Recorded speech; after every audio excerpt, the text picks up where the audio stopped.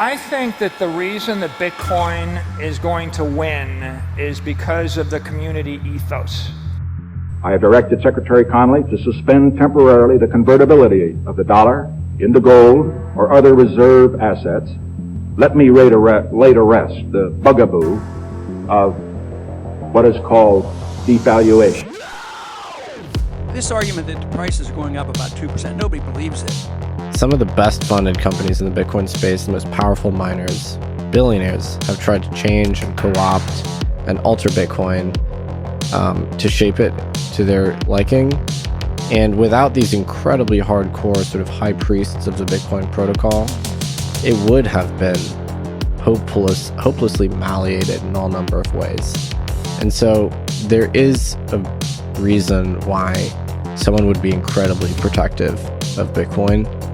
We don't take shit from anybody. We don't have to listen to what people kind of want to push for Bitcoin, because people think that they can come into the space, these big influencers, and they think that they can change Bitcoin and try to fix it and make it better. But we all know that Bitcoin fixes you. You don't fix Bitcoin. Some people see toxic maximalism as like a bunch of mean people who are bad for Bitcoin, but in reality, it's the complete opposite. It's really good. I see toxic maximalism as like Bitcoiners from all over the globe, from all different walks of life, really coming together for one goal, and that's hyper-Bitcoinization at all costs. So nothing else matters. Fuck your feelings. No one cares if you don't like Bitcoin. We're going to the moon and we're ushering in hyper-Bitcoinization. I won't stop until every single shitcoin channel is defeated, because they are poison, and that's my mission.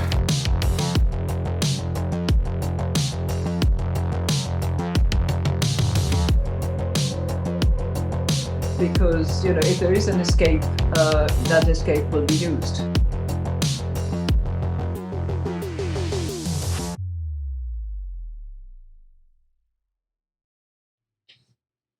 Welcome to Toxic Airwaves. Happy Labor Day. This is our 11th episode. How you doing tonight, Skeeve? I'm doing good. Nice. Celebrating the socialist holiday. Yeah. Yeah, it's a good day. Looks like our stream quality is a little bit funky tonight, so hopefully that'll be fine on people's watchings, and I'll post this probably tomorrow, and I'll have a little bit better quality because I'm recording it locally, or at least that's the hope. But okay, we got Lurk. Okay, There's sweet. I was worried, Lurk, that you were too busy celebrating socialist holidays like Labor Day. Yeah. Well, speaking of socialism, right off the bat, I just wanted to bring this up. So you tend to call schools communist training camps. So Soviet specifically. Oh, Soviet. Well, that seems like it's true in some parts of California, as that guy got busted. Oh yeah, I saw that. He had a Mao poster on the wall. Yeah, it's right when we were leaving Washington, they were working on a bill that would put a whole bunch of healthcare clinics in public school systems, and they were very explicit. Like some of this, it'll do all the normal services, flu shots or whatever, but also like gender transition therapy, abortion, all kinds of crazy stuff. Socialism is running rampant, young Lurk. Yes, it is. I agree. Yeah, it's. So. I don't know. It just continually blows me away how, I don't know, how many people who are sort of traditional conservatives are still just completely asleep at the wheel, and they don't realize that, it's like none of this is has their well-being, is really any of our well-being, but especially them. And it's just, to me, it's a very pathetic position to be like that unaware and also that willingly powerless. It's very strange. Yeah, I agree. I follow this story pretty closely because I thought it was pretty interesting. I've been following the happenings in the local Tucson school districts, and in Vail, Arizona, there was a giant uproar about the kids wearing masks a while ago, and they went and tried to tell the what do you call it? School board. School board. Yeah, the school board, what they were feeling. it's like such an incredible waste of time to go because they assume that the politicians like actually care and want what's best for their kids, and that the reason why they're not doing what's best is because they just haven't heard what they want. And it's no, they have an agenda.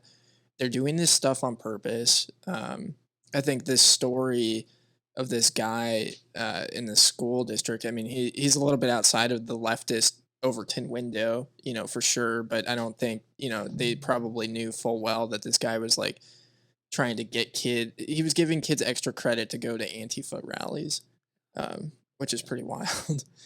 Uh, but they have those leanings, and the only thing you can do in a situation like that is opt out, like going to the school board and like screaming at I watched a lot of the school board meeting. It's just one parent after another getting up there and just being like, you guys are trash, like what are you going to do about it? And it's not what the school board's going to do about it, it's what are you as a parent going to do Right. about it? Yeah, and that's yeah. I think to me, it's just at the end of the day, it's the power of the Bitcoin narrative and the power of the core approach that that's been taken since the beginning. Is did Satoshi outline in the white paper how we can redeem the fiat system and ways to lobby your central banker to be more responsive? No, of course not.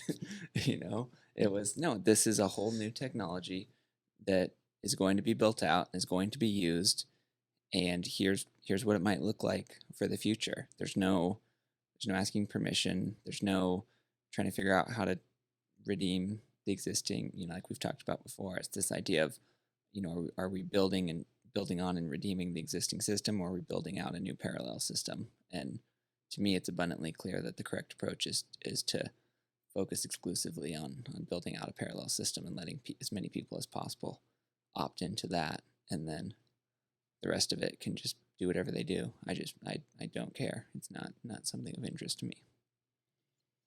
Yeah, I think that's brilliant, and I think it's really unfortunate that a lot of people struggle to see the importance of that, and it's one of the big issues I have with conservatism today. And well, I've got a lot of issues with conservatism, but I used to be somewhat conservative. I also used to be somewhat of a leftist, but yeah, I mean, when it comes down to it, I think a lot of people are lacking a lot of power right now and realizing it, and they don't want to do something actually, meaningful. They just want to like obfuscate responsibility and just sit on their butts and whine. I think that's really unfortunate. It's not helpful. Like, I mean, my personal standpoint, I don't want to be a part of this culture war. I don't want to be like in the streets fighting, the other team. I don't want to be, having to argue with people. I just want to do what I feel like is important and really, attain some semblance of freedom. And I think so many people are caught up into this. And when you look at the monetary policy, what's happening, the entire country is being absolutely demolished right now. And, they're fighting with the school board.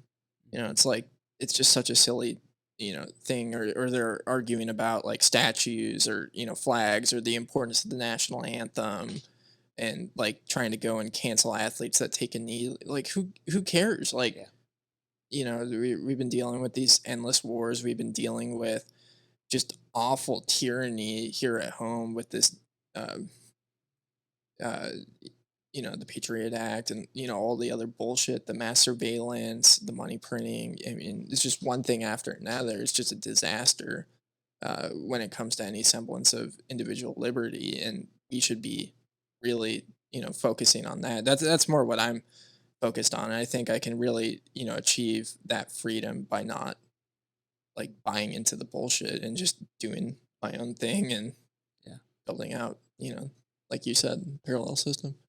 And it's very practical too, because it's like their ability to exert power over us is directly proportional to, hey Zorn, what's up? Is directly proportional to the extent to which we use their system, their services, their schools, their all this kind of stuff. It's if your kid spends 8 hours a day in one of these Soviet training camps they call public schools, then you are really, really at the mercy of these people and what they want to do with the narratives they want to push. The views that they have are extremely important to your life. If your kid is, at home or at a private school that you found and they that aligns with your values, or any number of these other options, then that suddenly becomes way less relevant. And that's what I hope to see a lot of people wake up to, is how how much that model applies to basically every area of life, and that the more that we can opt out and be insulated from them, then the better. Yeah, it's huge. It's absolutely huge, and that's something that's cool. Like, there is a giant movement happening in Arizona to homeschool kids, and it's pretty fantastic. But yeah, so Lurk says that Cubans trying to stop playing the national anthem before Maverick games, and I think when it comes down to it, at the end of the day, is like your viewership and participation matters to these people, and like if you don't believe in it, don't show up, and it's gonna hurt their pocketbook a lot. It's gonna really hurt them, and I mean, it. I don't know. I personally don't really believe a whole lot in the national anthem. I think the Pledge of Allegiance is pretty weird, and we titled this "Blind Obedience to Authority is Not a Virtue," and this is something that's not taught to people, is the idea of making moral decisions based on what is right and wrong versus just following an authority, and just the awful stuff that happens as a result of that, like we're seeing with policing. I mean, it just, how many people are in prison just because people are following orders that have no business being in there, and that's super problematic and awful. And there's so many. I think the main, kind of flip it, I don't know, kind of have like an optimistic spin. It's, there's so many ways that we can opt out of it. Like, something that just popped in my head was, I knew a guy in Washington who lived in this, essentially a private community but it was really a small town. It was, I don't know, it was definitely over 1,000 people, but the whole thing had been built from one private piece of land in like the 70s, and the whole thing was fenced in. They had really strict bylaws and all kinds of, that basically the police needed a search warrant to even enter what is effectively this small town. And so what they had created, which is, and none of them were, militant anarchists or anything crazy like that. They were just normal, everyday people doing, normal, everyday jobs, who just wanted to be left alone mostly. And this is in Washington, which is a relatively communist state. And so, yeah, it was just this whole basically small little town that had no police, they had a minimal HOA. There was no really regulations really of any kind, and everybody there was just armed to the teeth. Like, the guy that I knew there, all of his neighbors, there was a story one time, somebody was popping fireworks, not on 4th of July, and by the time the second went off, there were 8 guys in assault rifles out on the street, trying to figure out what was going on, because they thought they were gunshots. I don't know, they were just ready to go. Ended up being just fireworks.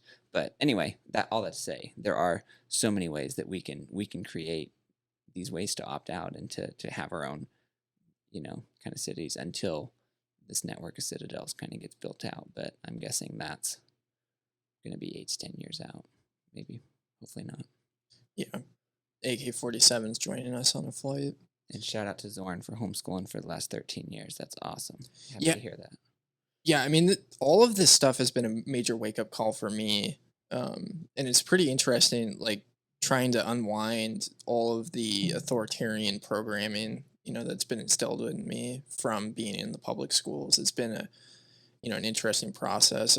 I've been, reading some Larkin Rose recently, and just listening to a lot of, other thinkers outside of it. And it's interesting to just see, these different belief systems that I've built up, over the years being challenged. And it's just so obvious, right now in particular. But I think a lot of people are stuck in that rut. They just walk through TSA and this is completely necessary.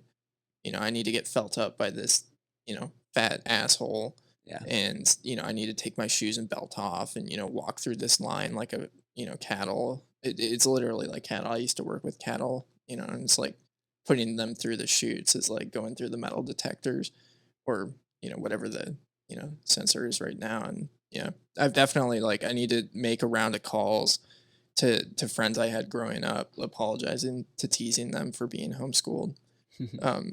But it's interesting. Like, I've been writing a presentation for Bitcoin Day Omaha, which is going to be happening next weekend, and talking about time preference. And in our society today, the people that have been homeschooling that I know are the lowest time preference individuals, and it's pretty, incredible comparatively to, the high time preference people that put their kids in public school and treat it like a daycare, and it's a very different. And I don't. That's not like a generalization that categorizes everybody, but that's definitely something that I've seen, which is kind of interesting. Zorn says he's reading Lysander Spooner with the kids now. That's awesome. Constitution of No Authority is one of my favorites ever.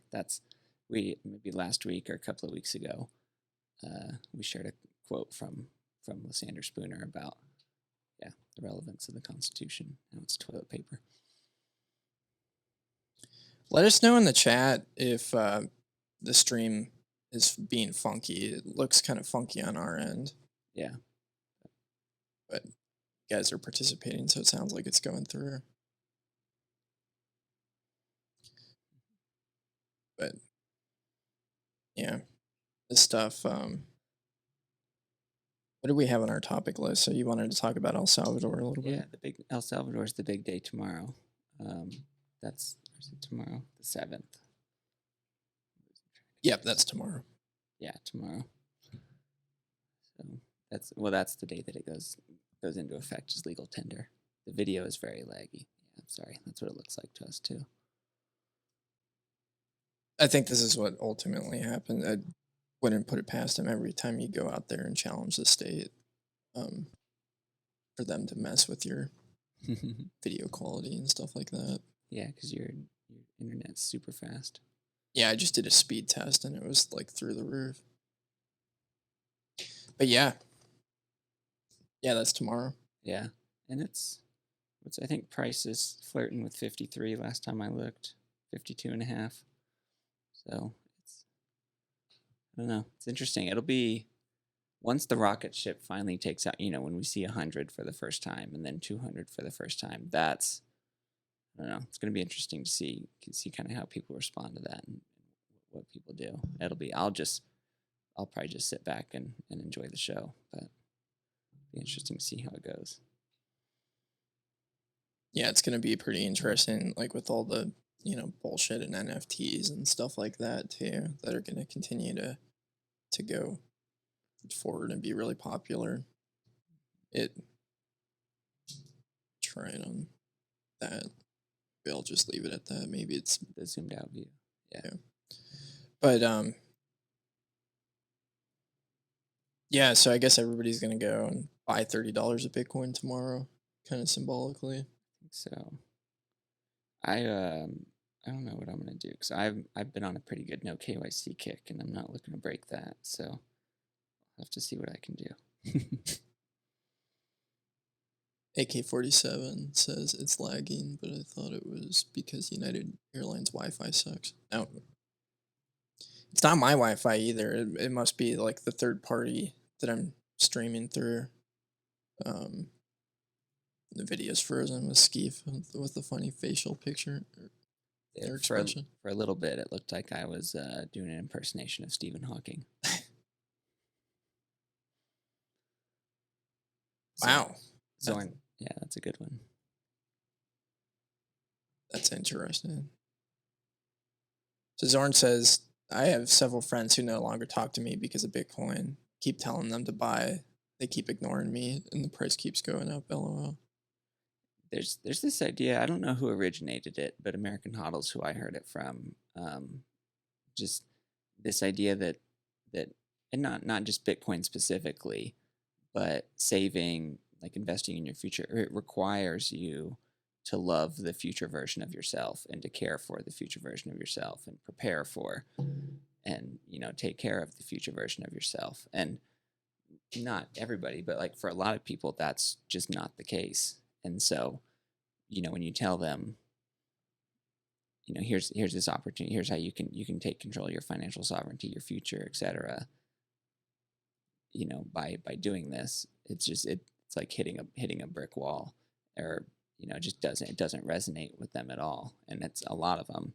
I obviously don't know anything about Zorn's friend, but a lot of people that I've encountered just don't care about that future version of themselves, and it shows through their actions. And I have no idea what the solution is to that, other than them at some point just deciding to care about that version of themselves. Yeah.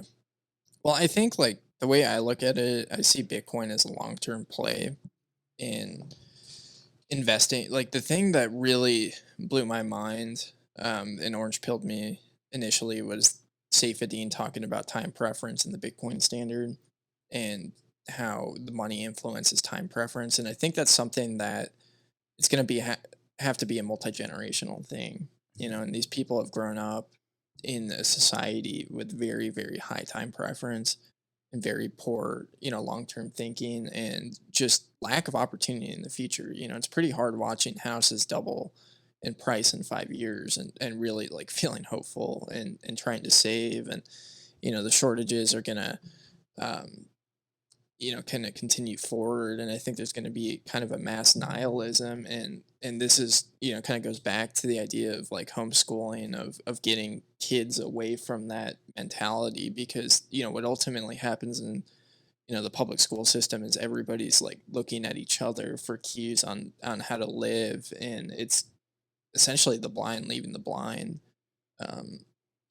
And I mean, that's just the fiat society in general. And I think it's super, destructive. But yeah, I was having a talk with a friend about that, recently. He was telling me he wished he bought more ETH. And I was like, dude, like I gave him the rundown of why ETH is, awful. And he's like, yeah, I don't really care. Like, I got some money, recently, and I just want to feel good for a little bit and gamble it, and try and like mint some NFTs and see what happens with that. And I'm just like, dude, where's that going to put you in the future? And it was like we were on two entirely different wavelengths. And I think, when we're having conversations with people like that, just it's time to, just move on to somebody else. Yeah. Zorn mentioned that phrase, people buy Bitcoin at the price they deserve. And I definitely agree with that. One of the earlier episodes, like I mentioned a little bit of my background, that I basically found and played with Bitcoin in 2012 but didn't buy any or get any or do anything with it. I just, dinked around with the software a little bit and looked into it and decided it was techno-utopian nonsense that was going nowhere, and it was a waste of my time. And so I always tell, like when people, I don't know, like I like to tell that story to people who don't have any Bitcoin, and to flip it on myself and say, I did not deserve 2012 prices. Like I didn't have the understanding or the background or the experience, required to be one of those people that found it then and bought it and held on to it for a long time, which is, effectively 0% of the people that were in the space at that time. And, and like I said, I didn't think about it for years and years and years and years after that. And I don't, that's not anything that keeps me up at night. Like it's just, for me, it's just kind of an observation. It's an interesting observation about how exactly everything played out. But I don't know. So I think it's easy for, if somebody has no Bitcoin, they can hear that phrase and think, oh, that's just somebody shitting on me. And, I always use that phrase to say, no, it applies to me just as much as anybody else. Yeah. Yeah. I mean, I think the analogy of fiat money and the fiat monetary system being like a drug is a really good one, because there's just so much mass delusion wrapped in it and just insanity, very, very similar to like an active drug user. Like if you talk to somebody about their drug use, like when they're actively using, they're probably not gonna, want to stop for the most part. Or if they do, it's probably going to be a short lived experience for the most part. And you see this with people, they call it Bitcoin derangement syndrome a lot of times, but a lot of people will look at it and say, I wish I bought it a long time ago, and they're not willing to buy it today. And what you're just seeing is there's a lot of people that are living, in insanity, repeating the same mistakes over and over again. And I don't know if they're expecting different results, but I don't know if they're expecting results at all. But I mean, it's crazy if you look at it. Like, they're just slaving away at the job, doing something, completely meaningless, and Yeah. for what? And that's what I like when I talk to people about Bitcoin. Like I try to come at a lot of people will take I don't know, for lack of a better term, a Dan Hill type approach of like very very logical, very reasonable, but I don't know, like just not. Actually, I shouldn't have said his name. That's probably not terribly fair. But anyway, like I try to take I honestly I try to take like a radical approach to it and come from a radical perspective, just to kind of wake people up, because most people they're nowhere close to entering a paradigm or the mindset required to actually even begin to understand what's going on, and to really like think deeply about most of what I've learned is provably false and actually not that difficult to refute, and the truth has been wide out in the open. It's completely open sourced. It's discussed all over the place, and I just missed it until now. That's it's a very difficult kind of realization, and like most people aren't very close to being able to make that kind of a leap, on a kind of intellectual or philosophical level. And that's why I think, like I come at it from, starting with completely destroying and dismantling the entire state, literally, and how Bitcoin does that, why that's important, blah, blah, blah, not, 100% year over year growth, increase in purchasing power, corporations adopting, like, no, none of that stuff, I think is terribly meaningful. Those are kind of little details around the edges. Then AK-47 recommended Laser Hodl on TFTC. That was a really, really good. I listened to part 1 and part 2. That was very good. Yeah, part 1 was great. I haven't listened. Second. Said Laser Hodl said, you have choices to make. The state is not forcing you more to it. And he says it the best. Yeah, and there's a really, really interesting example in there where he talks about at what point do we stop being victims and do we start being willing participants of this whole system of tyranny? And, he says, if you're, the example he uses, he says, let's say you live in a high crime area where your house is getting burglarized all the time and your house doesn't have any windows or doors. He's like, that sucks that your house is getting burglarized, but don't you think you ought to take some really basic precautions to protect yourself? And he's like, that's encryption. That's Bitcoin. That's all these tools that are available. If you're just having your entire private life just completely raided top to bottom every day, scooped up in some NSA dragnet, but you're not using any of the tools that are completely free and out there and available, then, it's just, I think it's a very fair question. Like, at what point are you no longer a victim and you're kind of a willing participant in this whole system? Yeah. Yeah, I think that's good. Who the people that are the least stressed right now are the preppers. Yeah.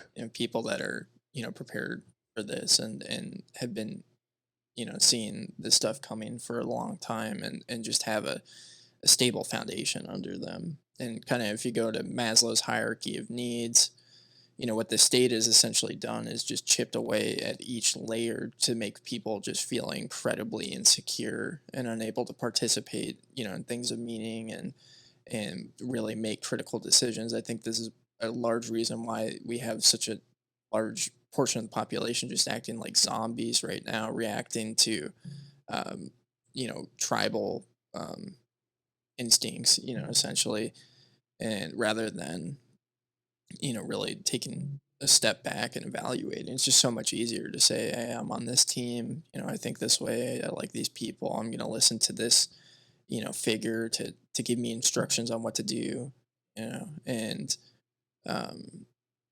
and prepping and moving outside. I mean, like you said, like Bitcoin's like encryption in general is like putting security system around your personal life to a large degree, and that provides security. And like the implications of like mass surveillance are huge psychologically, and what that does to people, like being in the digital panopticon, of always being watched. And it's not freedom, it's the ultimate tyranny not to have privacy, and this is a major major issue. Yeah. And it's hard to have sympathy for people who don't use any of the tools available to them. I mean, another easy example is self-defense technology. I mean, you and I live in a state where it's marginally more difficult to get a handgun than it is to get a six-pack of beer. And yet how few people, take that very, very, if you live in New York, completely different equation. No, do not risk 5 years in prison to walk around and protect yourself. But in Arizona, where it's encouraged and anybody that can fog a mirror and doesn't have a felony can do it, why wouldn't you? Invest a little bit in your training and get some basic level of competence, and then, you're much, much more equipped to, be a little bit more sovereign on a day-to-day basis and be able to protect yourself in a very, accessible way. And so it's like, I don't know. It's like I have a lot of trouble, understanding the mindset, but also having sympathy for somebody who, lives in a downtown condo in a blue city in a blue state, and, has really no meaningful protections, like doesn't use any of the tools that's available. And then, and if that's, I don't know. And then it's like if these people then go on to talk about, the dangers of the state, the evils of tyranny, the authoritarianism, this guy's bad in politics, this other guy's bad, that's, to me, all that stuff just rings hollow. It's why, you've got nice words, but why aren't you doing anything to kind of improve your situation? And that's, I don't know, we could apply that to a lot of stuff, but. Yeah, that's great.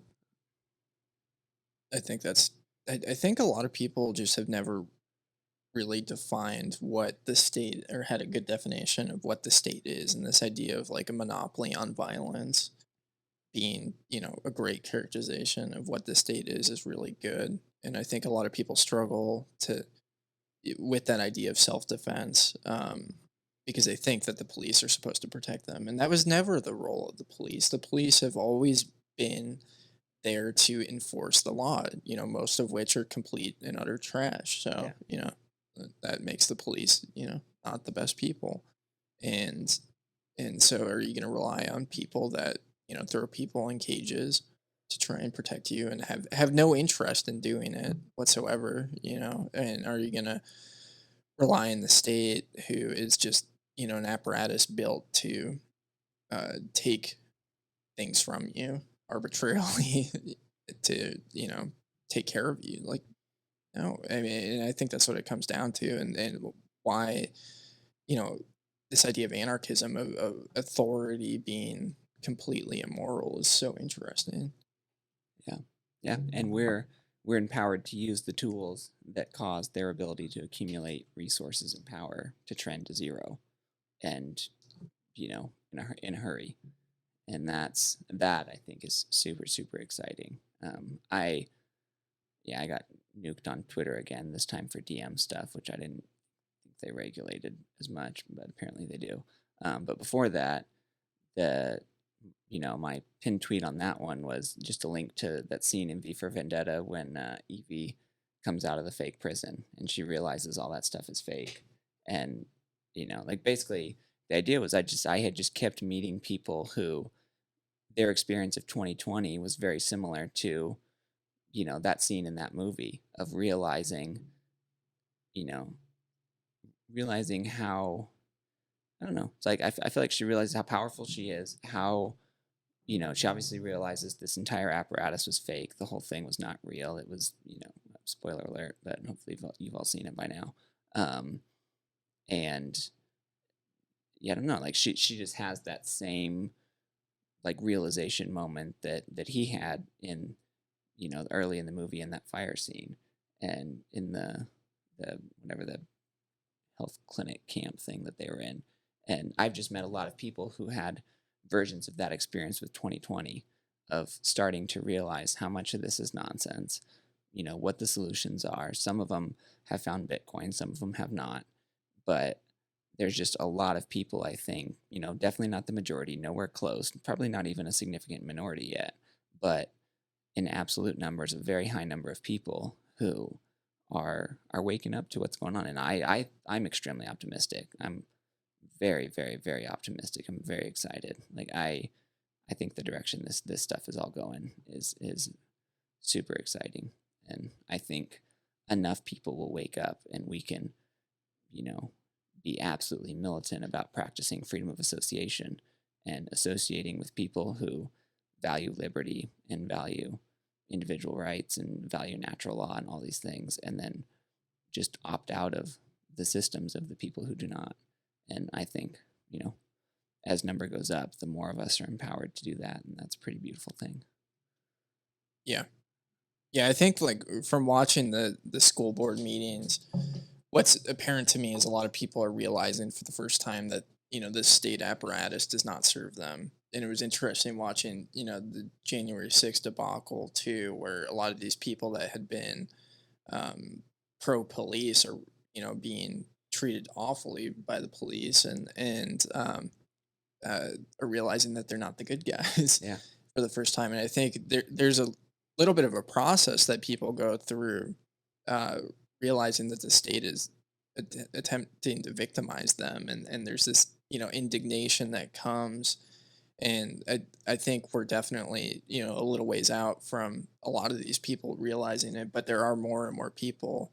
I mean, it's really interesting to see people like Michael Malice really have a giant voice, and to see um, people kind of flooding into the Libertarian Party, seeing how stupid the Republicans and the Democrats are. Not that the Libertarian Party is any way of a solution, but you know, there's a lot more talk of liberty there than there is anywhere else, and I think it's just kind of a showing or telling that, you know, there is that group of people waking up. But like going back, like man, these schools are going to be empty going forward. There's going to be so many kids homeschooled. I hope so. No, it's happening. Yeah. Yeah, there's a huge movement happening, and or they're just going to be, the kids are just going to be truant.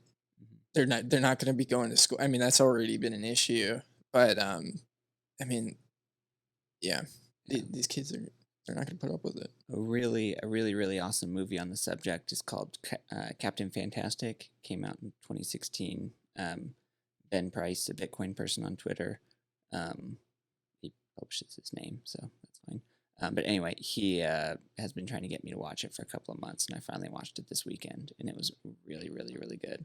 It's basically this dad is raising 6 kids out in the middle of nowhere in Oregon, and I don't know, there's all kinds of really interesting story. But yeah, Captain Fantastic. I rented it on Apple because I'm still an Apple cuck, but I'm working on that. But it's on pretty much every Amazon, whatever. Nice. Yeah, I have so much homework that I've been assigned, specifically by you, but just in general. It's good. It's a good film. Without that one, he like every time I'd see him, you know, he'd be like, "Hey, did you watch that movie yet?" No, I haven't watched it. And he's like, "Dude, you need to watch it. It's like everything that you care about." But it was very good. But like the way that he teaches them, like the relationship he has with the kids, like the way the kids go through their you know the story in the movie. It's very good. I'm trying to tell it without doing any spoilers. Yeah, one of the big problems with oh man, is it my whole computer that's having issues now? Come on. It's fucking hot as shit in here. Maybe that's why. All right. Well, one of the issues with hanging out with Bitcoiners is that you get assigned so much homework to do. Hanging out with people that are constantly wanting to grow and seek truth. And I think it's an incredibly beautiful thing, but it is a lot of reading and a lot of work. AK-47, the movie is called Captain Fantastic. It's one of those indie ones with no famous people. It's a good one. Nice. Or at least nobody that I recognized. I thought for a second the dad might be Woody Harrelson, but it's not. Did I get that name right? No. The blonde guy from Hunger Games. Is that Woody Harrelson? Yeah, I think so. Okay, yeah, I got the name right. That's what I thought it was at first, but it's not. I know who you're talking Kind of about. looks like him. Hunger Games. He was also in The Highwaymen, which is a pretty dope movie. I have not seen that yet. It's about Zombieland. Have you seen that one? That's yes. Hilarious. It's so stupid, but it's hilarious. It's been a very long time since I watched Zombieland. But yeah. Yeah, I'm pretty stoked about the future. And I think like one of the things I've definitely like shifted my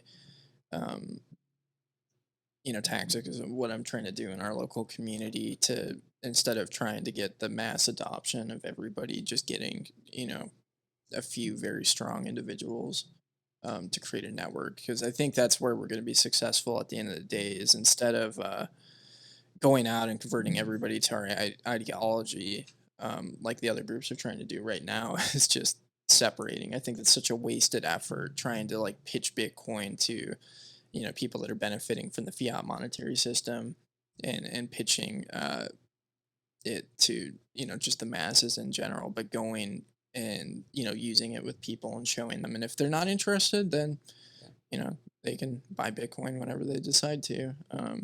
But getting those people that are willing and interested off the bat into it, and kind of, I definitely like take a radical approach in pitching Bitcoin as well. And I think it's, important to do it because Bitcoin is it's a radical technology. This is meant to go after, the state's source of power, and it's meant to, protect individual freedom and liberty. Like having transactions that are not censorable, incredibly radical. Yeah. Big Tucson Bitcoin podcast this week too on the topic. Yeah. I don't want to spoiler alert the guest ahead of time, but big one this week that'll expand on these ideas quite a bit. So definitely listen to that one. Yeah, I'm excited about that. I'm probably going to post it on Wednesday. I didn't post one today, just in anticipation for this one. But yeah, one thing that's cool, about Bitcoin is how people, can connect all over the country and all over the world together. Mm-hmm. But it's so amazing to get together with local Bitcoiners. Like for our Sierra Vista meetup at the end of the month, we're planning on potentially going out and doing a shooting event. I saw that. It's gonna be awesome. I'm definitely going for that. I'm here all month, so there's no way I'm missing it. We're either gonna get throat and lung cancer or go shooting, or both. Yeah, I saw that. Cigar shop or shooting. Why not both? Just do shooting first. We need a hobo code for freedom. Every time you say that word, the stream breaks up. Oh yeah, that's hilarious. Yeah. Freedom, liberty. One thing I was going to say too is how many tangible steps there are that a person can take today, like getting, uncensorable income, ideally in Bitcoin, but doesn't necessarily have to be. But just like having some sort of secondary income flow is so huge, and then figuring out how to grow that. Obviously buying as much Bitcoin as possible.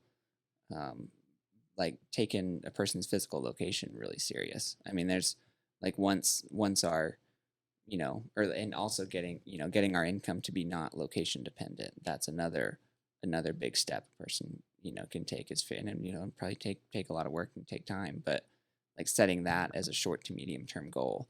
And then, because once our income is not location dependent, then, we can move to one of these rural counties in Arizona or, wherever, and just kind of set up, very, very, very, not perfectly, but very well insulated from, all the nonsense and all the noise and everything like that. I I don't know. That's my game plan. Like I've got like kind of my income's been location independent for quite a while, and so just trying to decide where to build out the short to medium term thing while I wait for hyper Bitcoinization to happen. That's kind of the dilemma currently.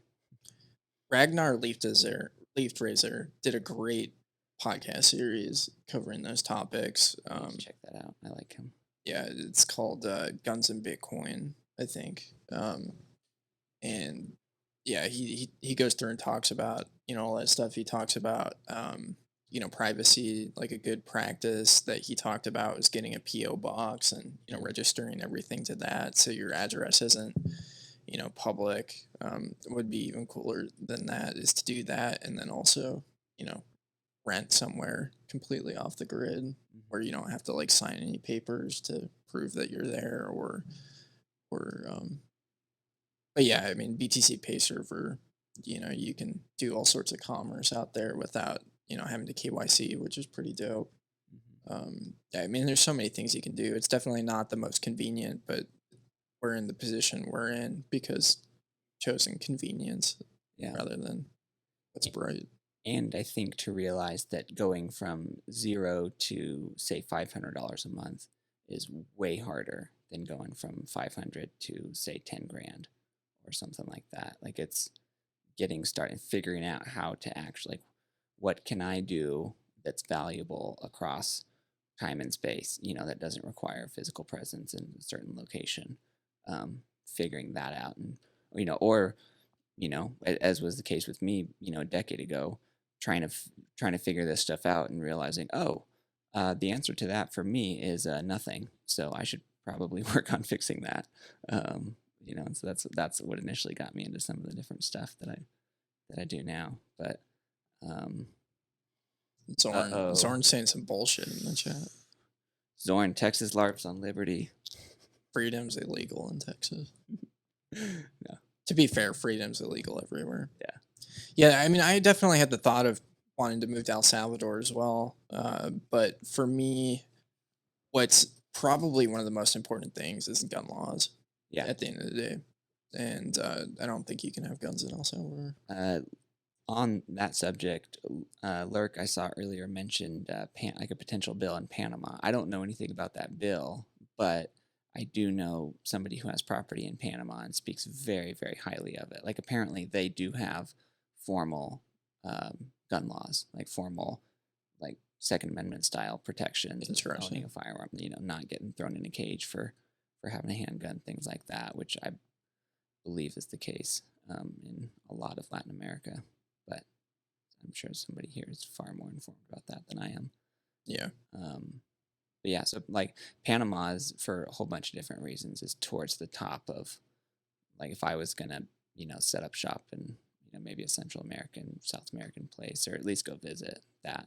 I've never been there, but that would be, I think, a fun spot to check out. Yeah, it's going to be interesting to see how all of this plays out, because I think some places might look good now and may be absolutely terrible in a very short amount of time. And there's definitely been some things that have concerned me about El Salvador, like the president's rhetoric around the vax and stuff like that. I think if you're not for freedom across the board, I mean, there's going to be freer places, jurisdictions that don't accept Bitcoin, and don't make that a primary, concern or issue. So and I think ultimately too, I mean, you just look at like the difference between Texas and Arizona. Like nobody's out there like promoting Arizona. You don't hear. There's a ton of people moving here. Mm-hmm. It's a very free state. We don't LARP on Liberty, and if you're looking for places that are free and good, you're probably gonna have to do some research and not just like go off of whatever the memes are. They're definitely doing some cool stuff in Texas. I mean, there's a lot of cool people that live in Austin and are moving down there, but you still have to deal with just the crazy state and their idiot governor that's just following along. Yeah, and my most basic point on Texas, obviously Texas LARPs on Liberty, but my most basic point is that it's no different from the rest of the South. and that any differentiation of, that Texas is this land of freedom, in my view, like any differentiation of Texas from, say, Georgia, or Alabama or something like that is all marketing gimmicks, I think. And, because that's all, I don't know. I like poking the Texas people and bothering them and annoying them, and it's just fun.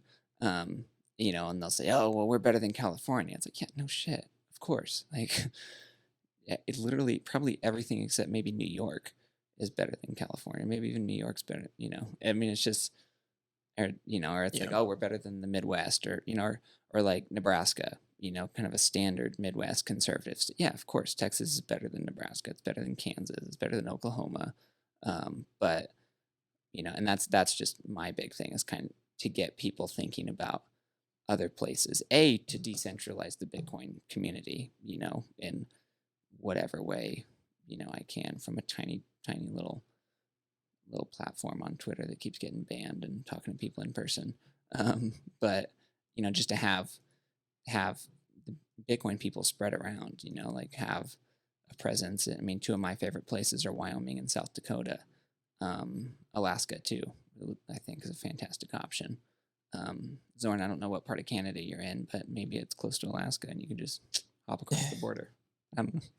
Get the hell out of Canada, dude. Yeah.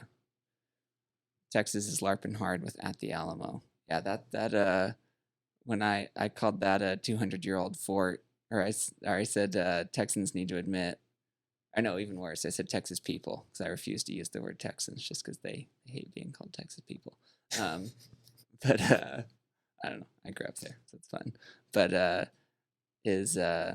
yeah, it said, legalize cannabis, all this different stuff, and they said, and admit that your 200-year-old fort is a marketing gimmick. And this one guy commented on there, he's like, them are fighting words, sir. I'm like, okay, like, you didn't tell me why it's not a marketing gimmick. Yeah, when a Texas person says that them are fighting words, they're probably going to run at you with a chainmail suit and a sword. And he was like, we have guns in Texas. I'm like, yeah, so does the rest of the South, and Wyoming and South Dakota and Arizona, and Nebraska has a lot of guns. I mean, Kansas had a lot. I mean, everybody's got guns except for the communist coast. It's, I don't know. There's tons of guns there. I mean, there's a lot of guns. There's guns everywhere. There's a lot of guns in Texas, but there's a lot of guns in Alabama. There's a lot of guns in Louisiana. I mean, I don't know. I just think this whole, like, Texas cowboy libertarian thing is about 98% marketing would be my primary point. Yeah, it's just like an ICO. Yeah. Yeah, I agree. I think something else to look at, which I think is incredibly important too, is the county that you're moving into. Because I grew up in one of the worst counties in the United States, Cook County, Illinois, and right next to us was Lake County, Illinois, which was like a whole different story. I mean, like, gas was like 20-30 cents cheaper if you cross a road, and the laws were like entirely different. I think the gun laws are a little bit friendlier because it's another part of Illinois. So that's something to look into too. I mean, Cochise County is very different than Pima County. But then on top of that, not just solely the county, but also like you can enjoy, a city that you like by living outside of it, a little bit rural. And I think that's something that's super underestimated. A lot of people, push this idea of the suburbs. I think the suburbs are terrible. Like, you don't want to be in the suburbs right now. But getting outside of the suburbs and into a little bit more rural areas is probably a good decision too. Yeah. Suburbs tend to have a very high rate of Karens per capita, which is not good. That's a ratio you want to go in the other direction.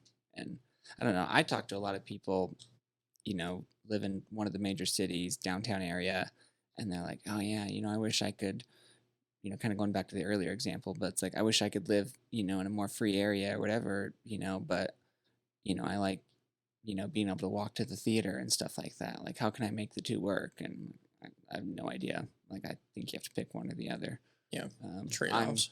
I'm super fortunate that stuff doesn't do anything for me, so it's a really easy decision, So, like, I spent some time in downtown Portland, Oregon, walk into all the typical, and this was before the Antifa riots too. So it was when Portland was actually awesome, and it was fun. I liked it, being able to be by all the bars and everything. But I don't know, did about a year of that, and I was like, yeah, it's good. It's not worth all the compromises and freedom and being able to do what I want. So move somewhere else. I want to be able to walk to my Voodoo Donuts. Yeah. Yeah. I think there's something to say that isn't talked about a lot too, about, moving out of the cities and how that could be good for your mental health. Having space, I think, is really, really healthy for you. The less noise that's going on, being less bombarded by just all sorts of, radio waves or whatever's going on is huge. You'll probably get better sleep. It'll probably be darker. And, like something like I lived in, central Tucson for a long time, for like 7 years, 8 years. And, there was always like a concern of crime and, stuff like that. And it's so much easier to like defend yourself and keep an eye on your property when you live with more space in between you and other people, which I think is huge. I like that, Zorn. Zorn says he wants to be able to build whatever. He says, I want to be able to build whatever I want on my land, even if it falls on me and kills me. Yes. Good deal. There's that classic libertarian bumper sticker from, I don't know, I saw it back in the day, but I forget the exact phrasing. It's something like, I believe a gay married couple should be allowed to defend their marijuana farm with assault rifles, or something like that. That's a good one. Like, hell yeah. Yeah, AK-47 says Austin has some commies. Yeah. I think everywhere has some commies right now. I mean, we're going to see this. I think like a lot of the conflict that we've seen in the streets is going to show up around the rest of the country. Other cities. We have a, pretty active commie base in Tucson. But what ultimately happens with a lot of these groups, both on the right and the left, is, something happens and they all rally to that city. They come out of town and sow a bunch of destruction. I think that happened up in Phoenix or in Scottsdale and the George Floyd riots. And yeah, another good reason to get out of the cities.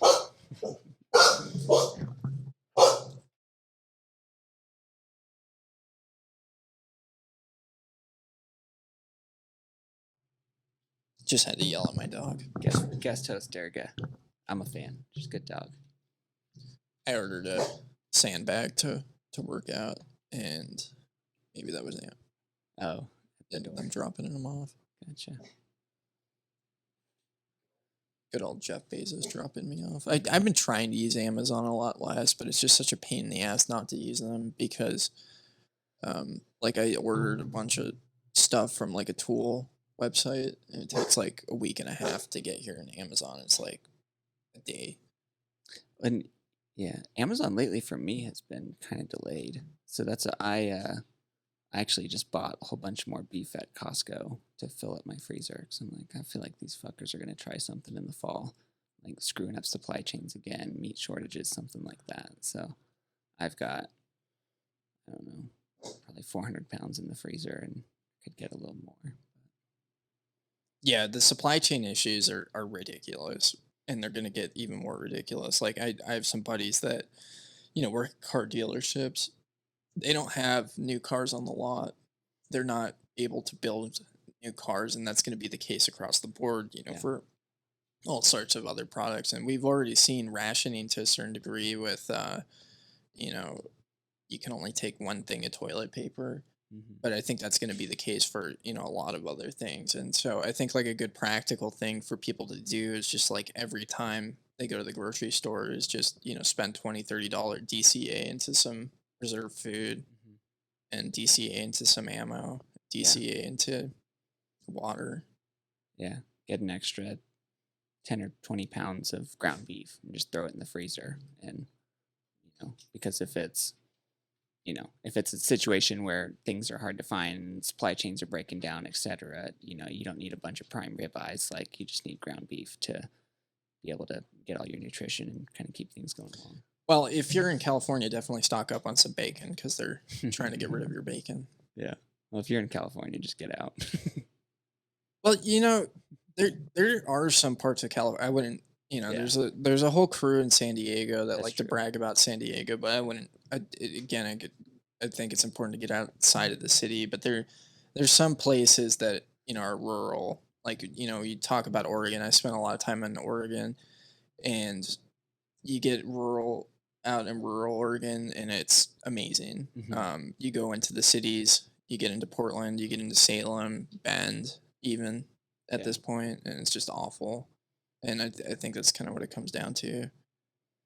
Yeah, that movie I mentioned, Captain Fantastic, is set in the Pacific Northwest. I don't know if it's Oregon or Washington, but they have just an absolutely amazing setup out there. Yeah. Yeah, one thing that I got a buddy in Washington that does a lot of activism around vax stuff. And one thing that blew my mind is that, they're getting rid of all exemptions for kids so that if they go to public school, they have to, like, it's already like a pain in the ass if you don't want to get your kids vaxxed. Not that I'm, promoting either way, but I'm always, going to be promoting choice on these things of people being able to, make an educated decision. I just think that's kind of mind-boggling to me, that they wouldn't allow people choice like that. Yeah. It's just I mean, so. I would say definitely don't vax your kids. I definitely am not. I mean, it's so bonkers to me, like this idea of like one person not being vaxxed for all of these things, and if you go and you look at the vaxes that they mandate kids to have right now, it's absolutely ridiculous. Like you don't need to be.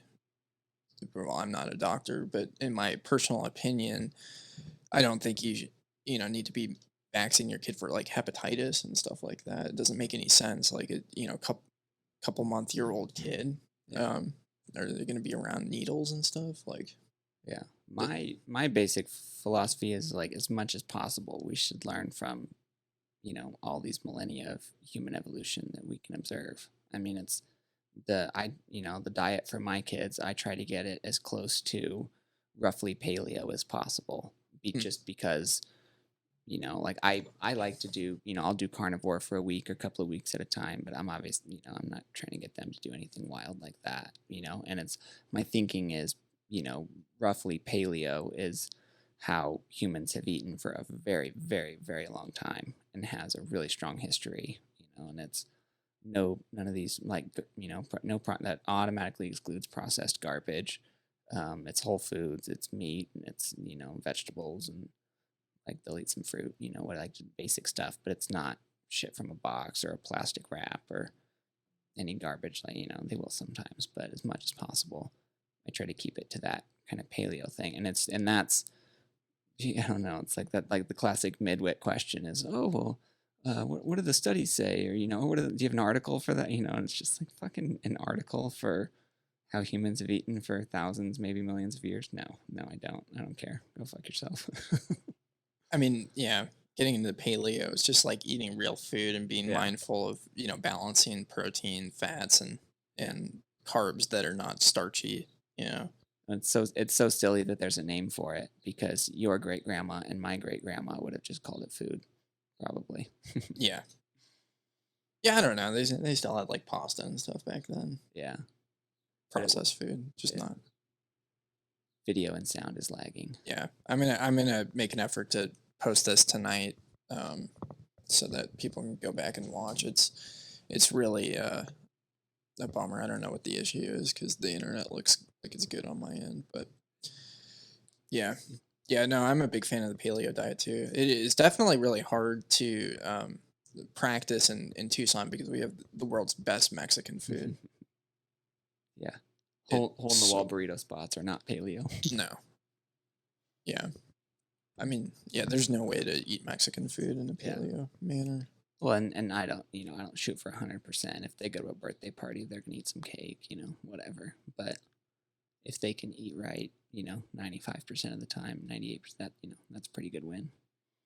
Actually, on this topic, getting outside of this might be the best argument to get outside of the United States if you're talking about food, because all the food we have, even, when you're eating paleo, a lot of it's still touched by, pesticides and GMOs and, bad farming practices. Like, spent a couple months in Peru and I felt like a different human being. I wasn't eating like strict paleo, but I was younger. I was like 17, 18, and I had acne, and my acne completely went away, and my skin cleared up, and there was just a very, very clear difference because they don't have those same awful farming practices down there. And my diet and the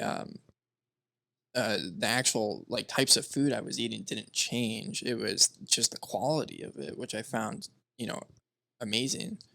And this is something I'm really passionate about too, is like trying to create local circular economies. Like there, in regards to like food supply, there's amazing farmers in Arizona that really have a passion for practicing, these different things. And when you get into it, into the weed work around, some of the legislation that's passed, it's very unfriendly towards these farmers. Like they have all these stupid requirements about, monitoring, like whether there's lizards pooping in your crops, which is like something you can't really control and isn't inherently a bad thing. Like I guess you'd want lizards pooping in your crops, but Fertilizer, I guess. I don't know. yeah, I don't think there's anything wrong with it. But Yeah, I used to buy ground beef and lamb organs at a farmer's market up in Oregon, and it was sold as dog food.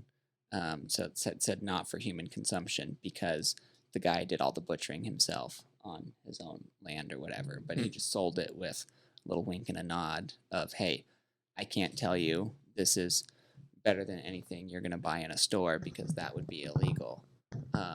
He's like, so here's some dog food, but it's like everybody knows, no, it's just organ. So I would buy it, cook with it all the time. It was fantastic.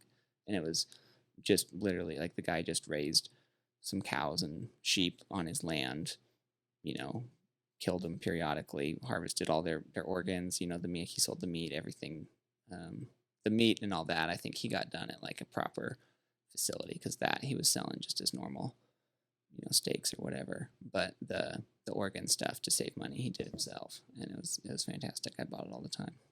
yeah, that's fantastic.